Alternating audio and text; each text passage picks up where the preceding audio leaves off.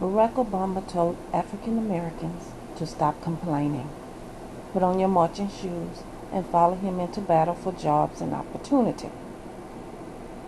Obama said this in 2011, and here we are in 2015.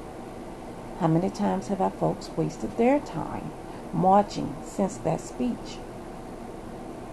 Many times. And there are plans for even more marching. Did their marching around change a thing? And the answer is no. It's not supposed to change anything. Our folks just don't get it. They don't get that they are pawns. Black people will always be marching around, accomplishing nothing with their hands in the air. Why? One, this is what others need our folks to be doing. Absolutely nothing. And looking around for the kindness of strangers to do something on their behalf. In other words, feeling helpless. Two, has anyone questioned the meaning of people marching with their hands in the air? Probably not. It's the international sign for surrender. These people are saying they are surrendering to the treatment they have been receiving. Now, how is that empowering? 3. How many more ways will it need to be said of people calling themselves dead will be treated as dead people? Being black and demanding equality, justice, and a fair piece of the pie, money owed, etc., will fall on deaf ears because you don't exist legally beyond being dead.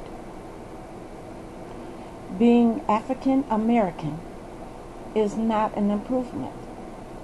It's worse. It signifies a fake, confused people from the land of nowhere who can't demand, much less speak, concerning any issues on this landmass. Because those people are immigrants. Family, please listen. It don't matter if you follow the ideology of Moorish science, Hebrew Israelites, RBG, Nation of Islam, Kemites. We have a dilemma on our hands that will only be solved if we can push aside our differences. It can only be solved if we can question the story told to us about ourselves from strangers. The first thing we must do is to talk to our elders. Secondly, look at our family tree. Know for a fact who your ancestors are, because we've been heavily indoctrinated to disown this landmass for a reason. It's our home. For those who disagree and doubt what I'm saying, don't argue. Just take the leap, talk to the oldest person in your family, ask them where you came from, who your ancestors are. Then you go do your family tree. The truth to our existence on this landmass was hidden in plain sight in county census records. In county census records. Look long enough and you'll see the game that has been played on us. But you have to look. Don't take my word for it. Look with your own eyes. Using the wrong identifiers is part of the reason our people as a collective have nothing. And this land is the land of opportunity for everybody but us. It's our inheritance being used to build other people's wealth while we reel at the bottom like catfish. Recently, a Negro petition was posted for people to sign. Now, before people get put off by the word Negro, please go to the petition and read it to gain more understanding. As much as I like to, I can't get into any specifics due to time constraints. So I implore you to read it for yourself. Below is the link to the petition. We must stop sitting on our hands and do something productive.